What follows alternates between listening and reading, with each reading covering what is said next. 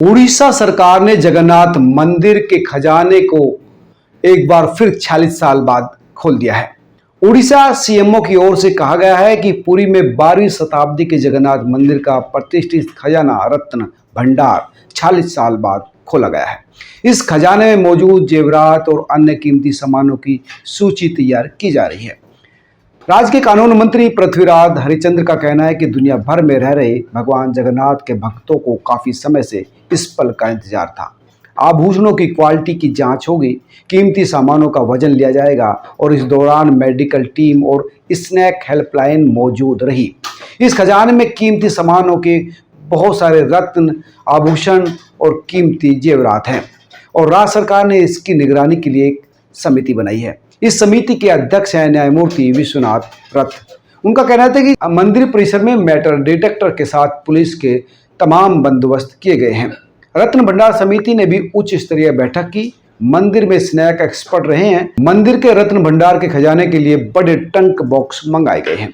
इस मौके पर एसपी पिनाक मिश्रा अपने तमाम पुलिस बल के साथ मौजूद रहे। पुजारी माधव पूजा पांडा सामंत भी रहे।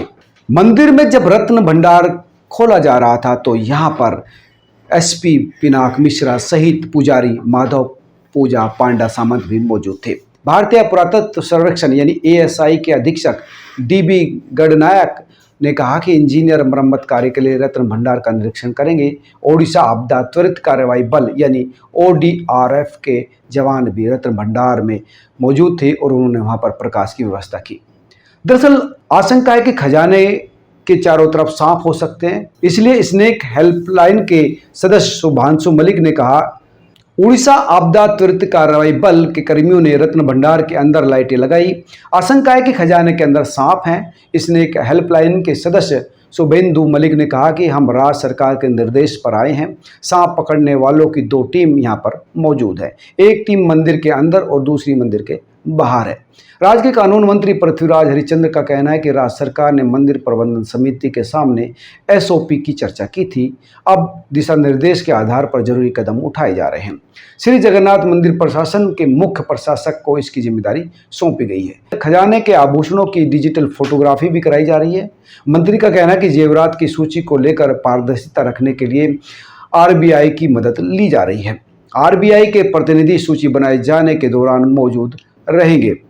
आरबीआई के प्रतिनिधि सूची बनाए जाने के दौरान वहां पर मौजूद रहेंगे। इसके लिए प्रबंध समिति द्वारा गठित टीम के साथ वो मिलकर काम करेंगे। हर कार्य के लिए एक अलग टीम है। रत्न भंडार के लिए एसजेटीए मुख्य प्रशासन के नेतृत्व में एक विशेषज्ञ टीम बनाई गई है, जिसमें एएसआई, सेवकों, प्रबंध समिति और हाई पावर कमेटी के प्रतिनिधियों को विशेषज्ञ पैनल के सदस्यों के रूप में शामिल कराया गया है। दरअसल चुनाव के दौरान बीजेपी ने यह वादा किया था कि अगर हमारी सरकार बनती है तो हम मंदिर का खजाना खुलवाएंगे और उसकी मरम्मत कराएंगे। और अब इसी वजह से बीजेपी सरकार बनने के बाद मंदिर का खजाना खोला जा रहा है और इसमें लगभग 70 दिन से अधिक का समय लग सकता है। हरिश्चंद्र का कहना है कि इस पूरी प्रक्रिया से ना तो अनुष्ठान और न ही दर्शन प्रभावित होंगे।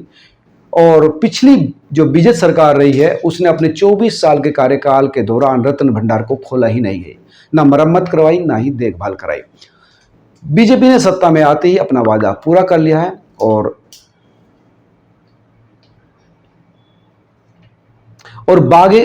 आगे की जिम्मेदारी भगवान जगन्नाथ पर छोड़ दी है। दरअसल दोस्तों, अगर बात करें तो जगन्नाथ मंदिर का ये रत्न भंडार 2 भागों में बटा हुआ है। एक भीतरी भंडार है, एक बाहरी भंडार है। बाहरी भंडार में भगवान को अक्सर पहनाए जाने वाले जेवरात, आभूषण रखे जाते हैं। वही जेवरात जो उपयोग में नहीं ला जाते उनको भीतरी भंडार में रखा जाता है।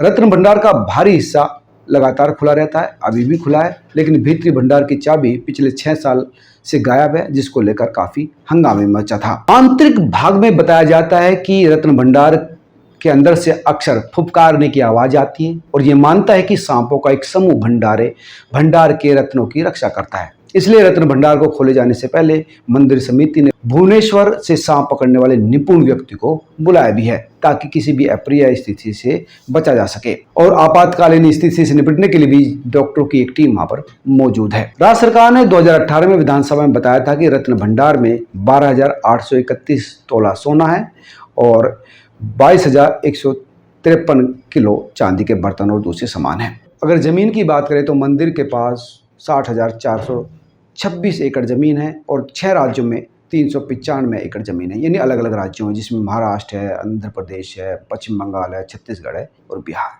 यानी मंदिर के पास अपनी बड़ी संपत्ति है और जल्दी इस खजाने की लिस्ट भी सामने आ जानी है, जो हम आपके साथ एक्सक्लूसिवली शेयर करेंगे।